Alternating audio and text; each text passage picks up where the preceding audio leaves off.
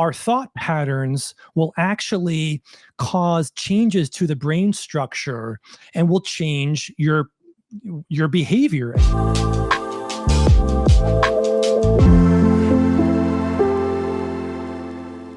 Transgender ideology has led to two predominant theories about how this originates. So one of them is that in the womb, the embryo might be exposed to higher levels of testosterone or estrogen that will then later lead that child to become transgender or to be transgender.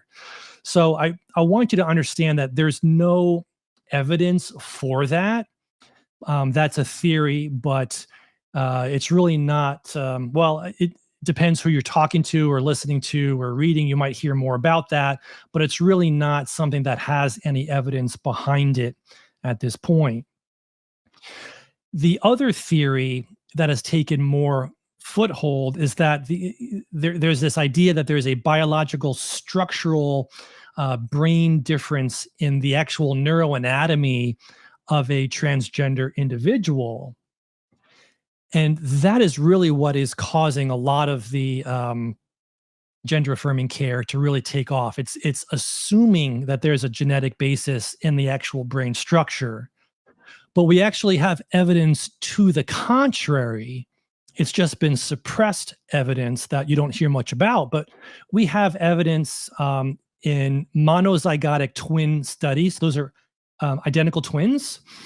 So same genes, same mother gives birth to both, same genetic makeup, exactly genetically identical. But one child grows up in one home with a different family set of, emotional, psychological structure. The other child is raised in a different home with a different environment. One becomes transgender, the other does not. So if you think about that, I mean, that basically is telling you that does not have a biologic basis, right? Because if there was a genetic biological basis in the brain structure, both identical twins would be transgender. But that's not what happened. It was the result of the child's environment after birth that caused the transgenderism. That's so important to understand that our brains are actually not fixed for life, really, at any point. Even when you're elderly, we're always learning and doing different things. And that concept is called neuroplasticity. Basically means that the structure, the neurologic connections between the nerve cells in your brain actually change and grow and develop and make new links all the time through our lives. And in response to our environment. So our thought patterns will actually cause changes to the brain structure and will change your behavior and how you think and what you do. And this makes biblical sense. So let's go to Romans chapter 12 here for a minute, verses 1 and 2. I beseech you, therefore, brethren, by the mercies of God, that ye present your bodies a living sacrifice, wholly acceptable unto God, which is your reasonable service. Okay, and in verse 2, this is super important. And be not conformed to this world, but be ye transformed. How?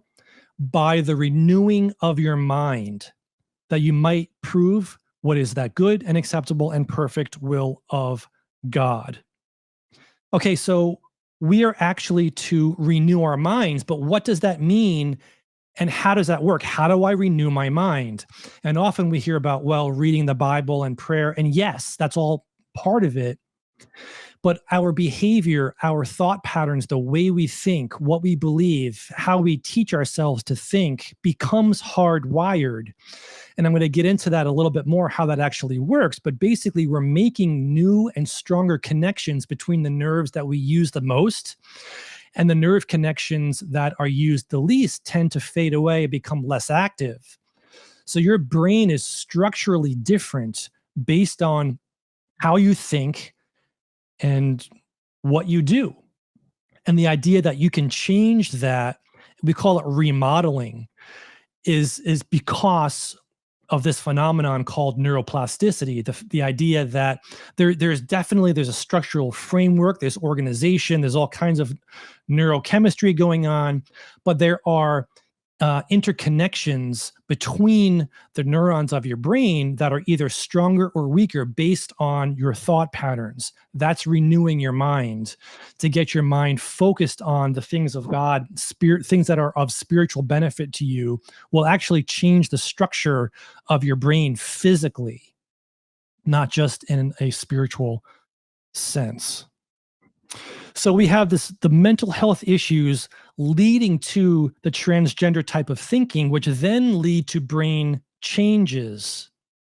So there's this thought that, a lot of research scientists now are looking for differences in the structural brains of a transgender person versus a normal individual. Well, eventually, yes, we probably will find some structural changes, but it's not because of a genetic defect. It's because of the thought patterns over years and hormonal changes and puberty blockade that has altered the structure of the brain and remodeled it due to neuroplasticity, which has caused those changes.